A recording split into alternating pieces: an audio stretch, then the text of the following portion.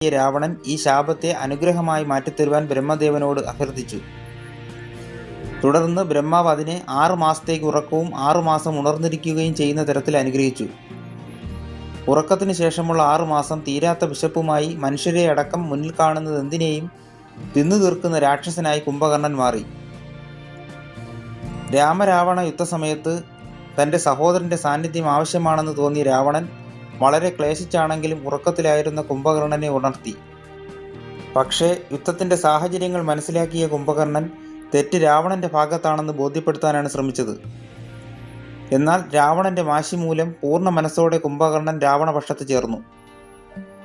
കാരണം തൻ്റെ ജ്യേഷ്ഠനോട് കുംഭകർണന് അത്രയേറെ വിശ്വസ്തതയുണ്ടായിരുന്നു. തുടർന്ന് മദ്യലഹരിയിൽ ഉന്മത്തനായ കുംഭകർണൻ യുദ്ധഭൂമിയിൽ ചെന്ന് ശ്രീരാമസേനയെ ആക്രമിച്ച് വൻ നാശം വരുത്തി. ഇതിനു പുറമെ ഹനുമാനെ മുറിവേൽപ്പിക്കുകയും സുഗ്രീവനെ